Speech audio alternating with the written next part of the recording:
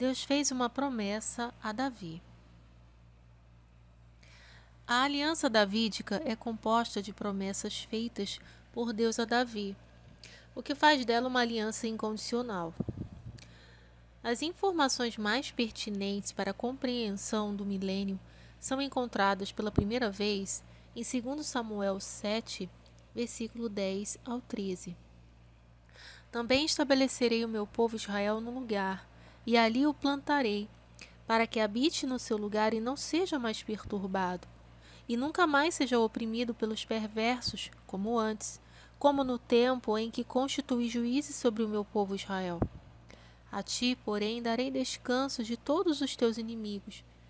Também o Senhor te declara que ele te edificará uma casa. Quando os teus dias se completarem e descansares com teus pais, providenciarei um sucessor da tua descendência, que procederá de ti, e estabelecerei o reino dele. Ele edificará uma casa ao meu nome, e para sempre estabelecerei o trono do seu reino. A primeira promessa é uma reafirmação de que a terra de Israel seria para o povo hebreu, versículos 10 ao 11. Essa deve ser uma terra onde eles não mais serão perturbados. Mesmo que os judeus possuíssem toda a terra prometida, seria absurdo dizer que não são perturbados ou que não têm problemas com seus inimigos. Em seguida, uma casa é prometida a Davi, versículo 11. Davi teve negado seu desejo de construir o templo, mas Deus o abençoou de forma mais elevada, edificando a partir dele uma dinastia real. Essa promessa foi um reconhecimento da linhagem real pertencente à tribo de Judá, que produziria o Messias, o leão. Gênesis 49, versículo 10 e 11, Apocalipse 5, versículo 5. A dinastia começaria com o filho de Davi, Salomão, versículo 12. Deus prometeu que Salomão seria aquele que construiria o primeiro templo e que o trono de seu reino seria estabelecido para sempre, versículo 13. Salomão, de fato, supervisionou a construção do templo, 1 Reis 6. Deus manteve a primeira parte de sua promessa sobre Salomão de forma real e literal. Por que alguém deveria esperar que Deus quebre sua palavra na segunda parte? O amor fiel de Deus por Davi e a aliança que fez com ele permanecerão firmes. Seu trono é tão eterno como os dias dos céus. Salmo 89, versículo 28 e 29. O Senhor disse que não violaria esse pacto ou alteraria as palavras dos seus lábios. Salmo 89, versículo 34. O reino governado a partir do trono davídico continuará para sempre com Jesus como o monarca. O trono vazio de Davi. É comum aqueles que se opõem ao pré-milenismo afirmarem que Jesus está longe. É comum aqueles que se opõem ao pré-milenismo afirmarem que Jesus está hoje assentado no trono de Davi. Essa afirmação se baseia principalmente no argumento de que a exaltação de Jesus à direita de Deus, Atos 2, versículo 33, de alguma forma equivale a ocupar o trono davídico. Tal alegação carece totalmente de fundamentos exegéticos. De fato, é claro, ao ser exaltado, Jesus passou a estar à direita do trono de Deus. Hebreus 12, versículo 2. Esse evento foi um cumprimento do Salmo 110, que não faz menção ao trono de Davi. O próprio fato de o versículo 1 dizer que o Messias se assentará neste trono por um período limitado significa que ele não pode estar se referindo ao governo davídico, que é eterno. Esse salmo descreve exatamente o que o pré-milenista deveria esperar. Jesus deve assentar-se ao lado de seu Pai até o momento de destruir os governos humanos e inaugurar o reino davídico. Salmo 110, versículo 1 e 2 e 5 ao 6. Mateus 22, versículo 44. Ao citar Amós 9, versículos 11 e 12, Tiago disse que o tabernáculo de Davi ainda viria a ser reconstruído de suas ruínas. Atos 15, versículo 15 a 16. Está claro que Tiago não cria que a ascensão de Jesus havia restaurado o tabernáculo de Davi, ou seja, o governo da linhagem davídica. Um ponto ainda mais complicado para aqueles que rejeitam um pré-milenismo é que a palavra de Deus deixa perfeitamente clara que o trono davídico ou o reinado do herdeiro de Davi deve estar na terra de Jerusalém. Existem muitas passagens que provam isso. Um dos mais úteis é o Salmo 132, versículo 11 ao 14. O Senhor jurou a Davi, com verdade não se desviará dela. Colocarei um dos teus descendentes sobre o teu trono. Se teus filhos guardarem a minha aliança e meus testemunhos que eu lhes ensinarei, os filhos deles também se assentarão para sempre no teu trono.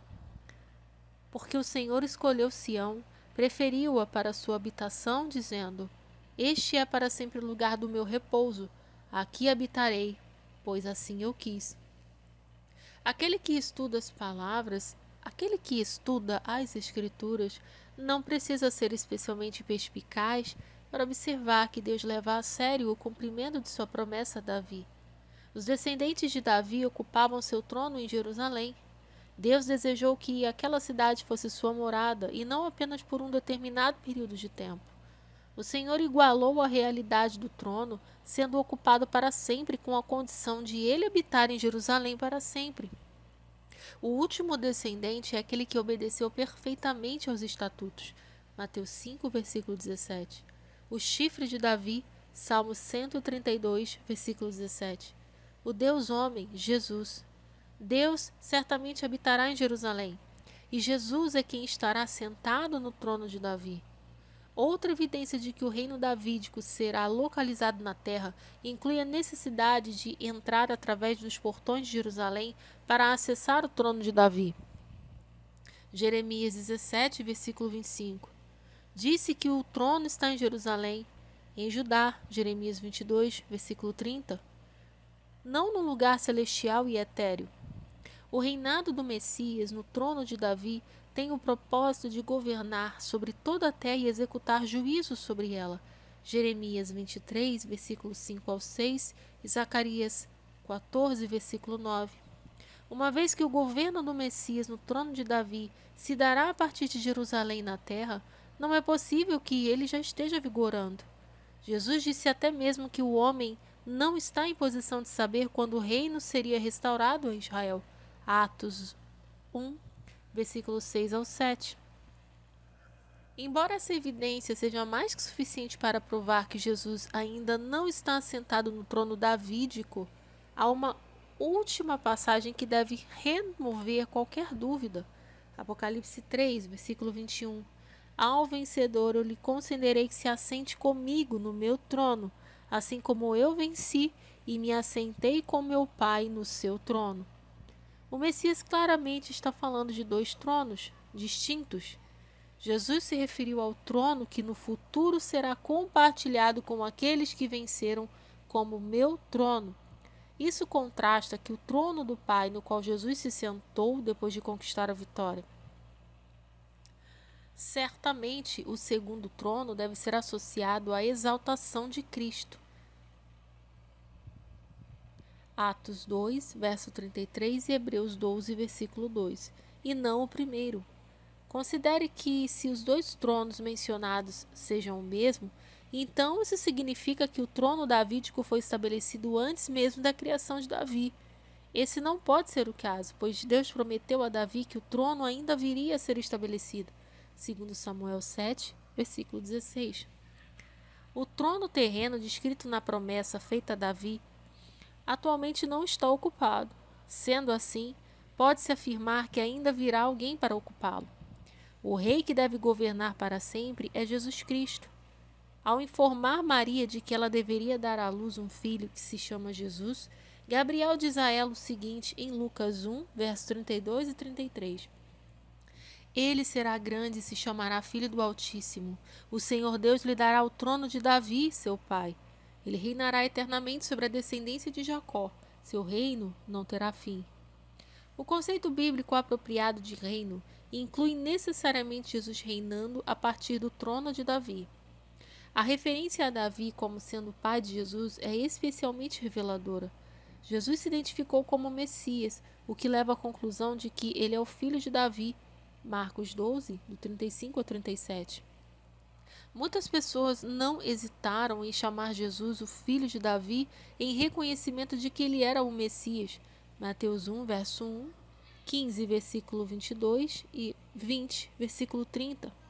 Marcos 10, versículo 47. Quando os fariseus ouviram Jesus sendo honrado dessa maneira, ficaram indignados. Mateus 21, versículo 15.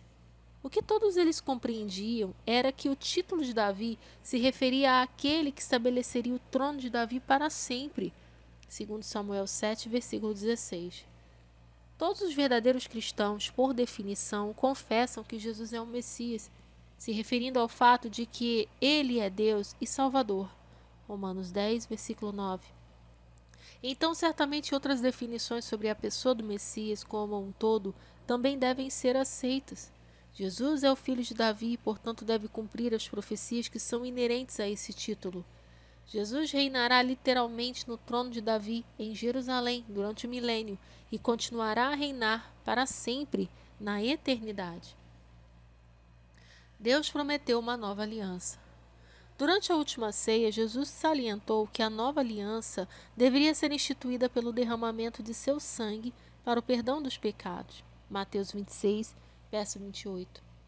Ao falar sobre o propósito de observar a ordenança da ceia do Senhor, Paulo lembrou à igreja gentia em Corinto que Jesus havia falado a respeito da nova aliança. 1 Crônicas 11, versículo 25. Aqueles que creem são feitos adequados a serem ministros dessa aliança. 2 Coríntios 3, versículo 6. A epístola aos Hebreus ensina sobre a nova aliança de forma extensa, indicando seu status ativo.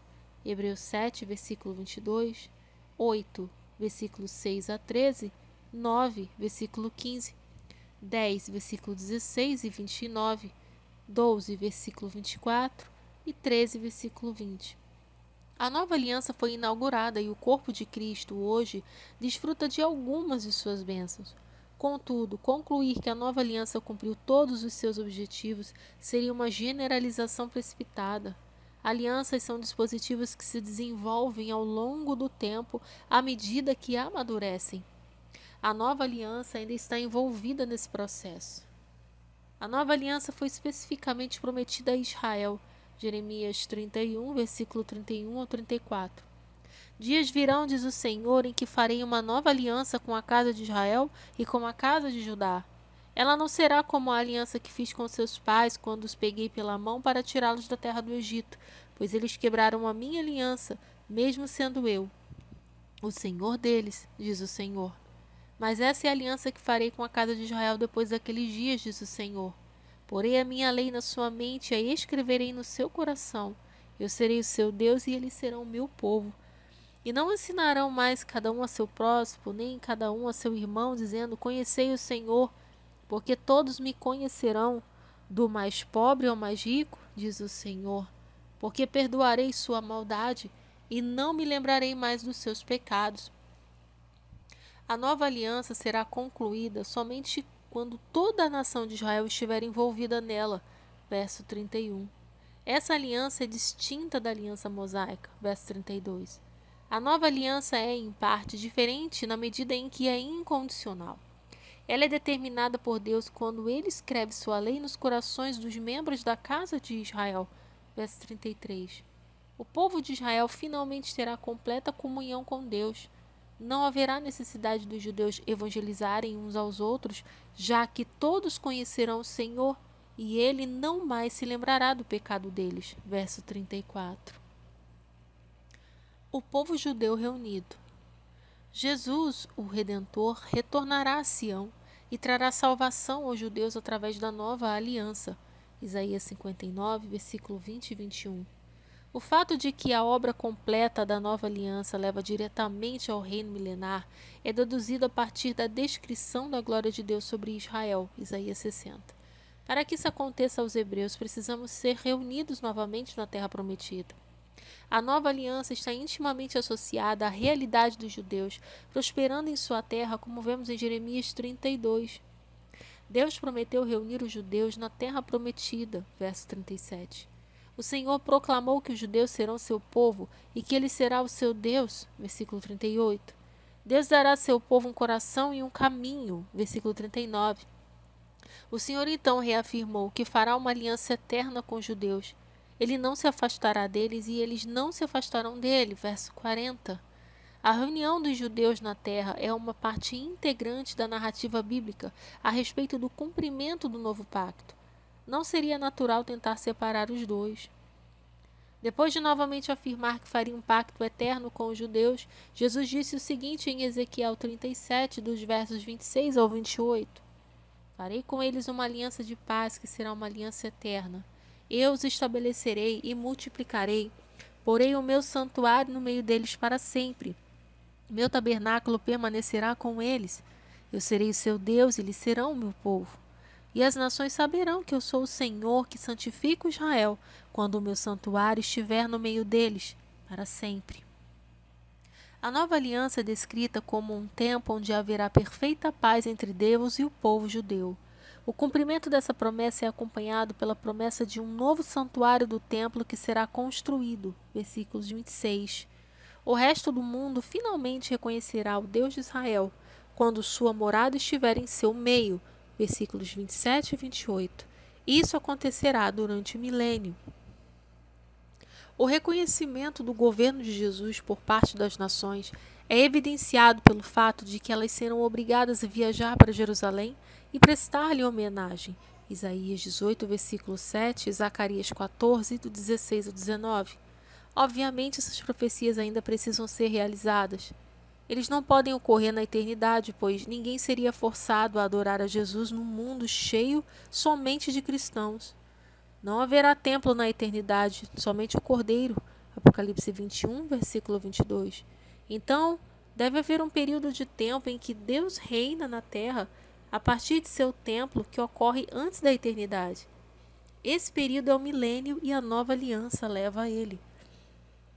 Um povo preservado.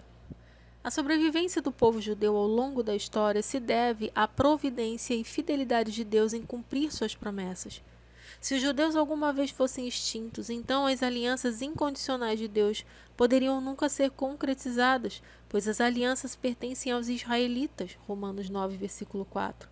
Considere que hoje não há queneus, amorreus, cananeus, moabitas, heteus, jabuseus ou qualquer outro povo. Eles foram extintos ou assimilados a outros povos e culturas. O povo judeu, por sua vez, manteve uma identidade genética, cultural e nacional. Eles existem como nação, tanto na etnia quanto na posse de suas terras. O Senhor está tão preocupado em cumprir suas promessas que igualou a permanência dos ciclos da natureza à permanência dos israelitas na condição de nação. Jeremias 31, verso 35 a 36. Ele enfatizou essa verdade ainda mais em Jeremias 31, versículo 37. Assim diz o Senhor: se puderem ser medidos os céus em cima e sondados os fundamentos da terra embaixo, também eu rejeitarei toda a linhagem de Israel, por tudo quanto eles têm feito, diz o Senhor. O Senhor fez uma suposição absurda que ilustra exatamente o quanto seria insustentável para ele abandonar Israel. Esta era a sua forma poderosa de ensinar que nunca rejeitaria Israel como resultado das coisas que eles fizeram. Não há nada que os judeus possam fazer que resultasse em Deus renegar o que prometeu. Jeremias 31, versículo 35 a 37. Oferece a garantia de que a nova aliança será cumprida pela inclusão de Israel. Isso coincidirá com a segunda vinda de Jesus. Romanos 11, versículo 26 ao 29. No milênio é que os judeus finalmente desfrutarão de tudo o que foi prometido a eles em suas alianças com Deus. Os gentios que creem no Messias também desfrutarão das bênçãos milenares, Isaías 56, versículo 1 a 8, pois são ramos silvestres que foram enxertados na oliveira, Romanos 11, versículo 17. O príncipe dos pregadores, Charles Spurgeon, certa vez disse num sermão: penso que não atribuímos importância o suficiente à restauração dos judeus. Nós não pensamos o suficiente sobre isso. Mas certamente, se há uma promessa na Bíblia, é esta: Eu imagino que você não pode ler a Bíblia sem ver claramente que deve haver uma verdadeira restauração dos filhos de Israel. Pois quando os judeus forem restaurados, a plenitude dos gentios será concluída.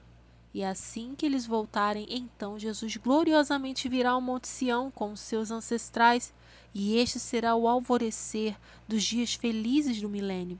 Saberemos então que todos serão irmãos e amigos, e Cristo governará com influência universal.